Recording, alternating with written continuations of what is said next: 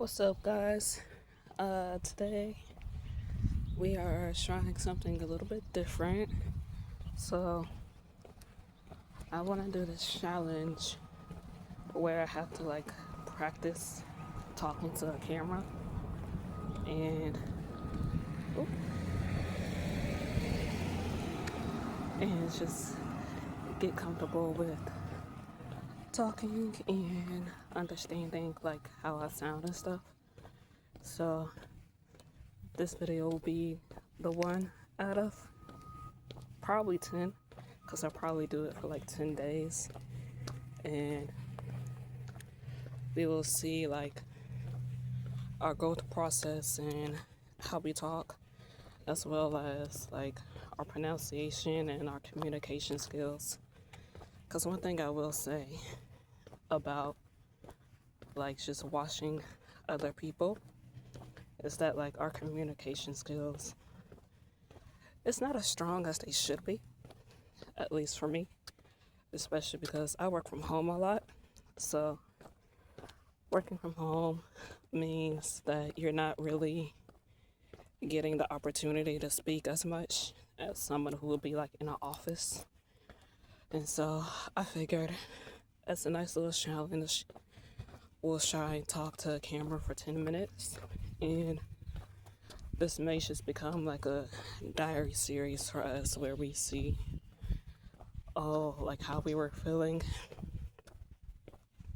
especially with us finishing up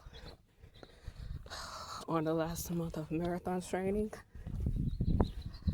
And so with each day that the race is closer and closer, we tend to find ourselves saying, I wonder what other goals or challenges we could possibly do just to keep our body moving and our mind thinking, so we're not just getting burnt out.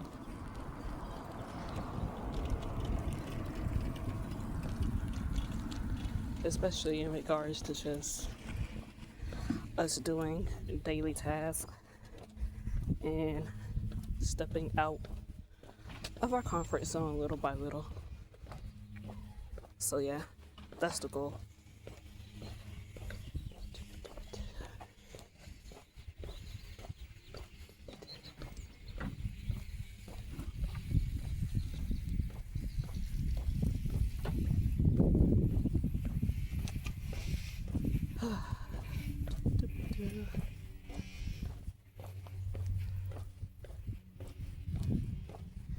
But yeah, I think a part of it is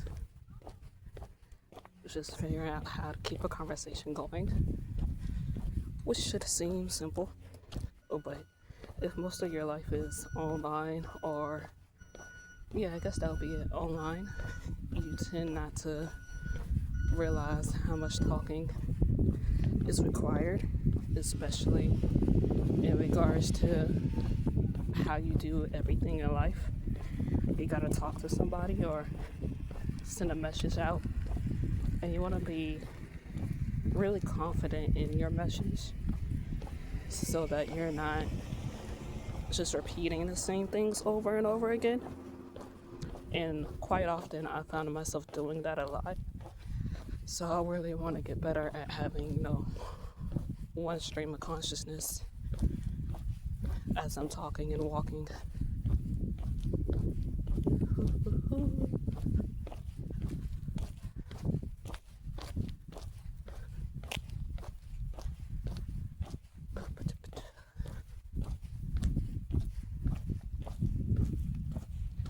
But yeah, I think it's good to give your body a new challenge.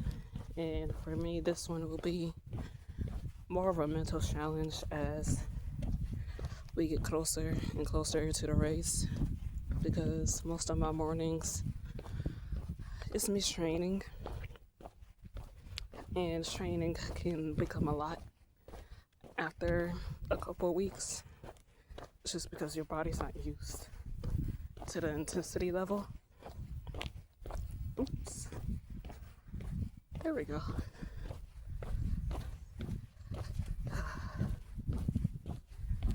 And so each time that you're working out, you're asking yourself, like, am I giving my all today? Am I doing enough for this workout? And for me personally, I always say, I could have given 10% more. And so now we've amped up everything from the Stairmaster to the treadmill to the bike rides, and it's just making sure that my mind mentally can handle all of those things, so that way we're not just sitting down and getting bored with just the running portion of the race, which for a half marathon, 13 miles may not seem daunting, but it's more of the mental state that you're in that can really help you or break you depending on how long you've been training, and as well as the intensity level of said training. And so you want to push during training sessions just to see what is your breaking point before your body says, okay, we need to dial back and relearn this area, or okay, we need to focus more here, so that by the time we are on the race track, it won't be as difficult because we practiced every single motion that was required. And that way, our lungs, especially our lungs, can handle the amount of air that needs to come through. Because you don't think you're out of breath, but I know for me right now, mile 3, mile 4, my heart rate will be getting up to like 170, 172.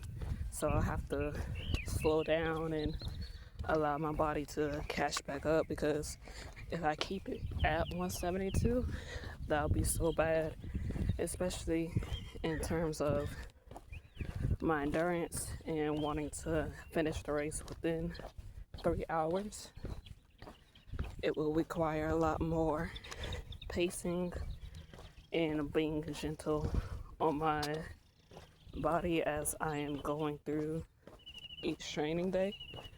And so I try to treat every training day like a race day. And so I go in and I execute the best to my abilities until I reach that point where I say, okay, either we keep pushing and then we get an injury, which we're trying to be preventative. And so we're making sure we're taking our vitamins, getting our rest, drinking our water, and just overall making sure we're hydrated enough that our body doesn't go into that mental fatigue that a lot of racers get. And I want to be able to, just give my body the best chance it can into actually accomplishing that race, so that we're not just doing all this training just not to get to the finish line. And so in our head as we're training, we're thinking, okay, we need to be at this pace, this speed for this amount of time, and then by the time we get there, we'll be ready for this part of the race, or we'll be much more focused towards the last 5 miles.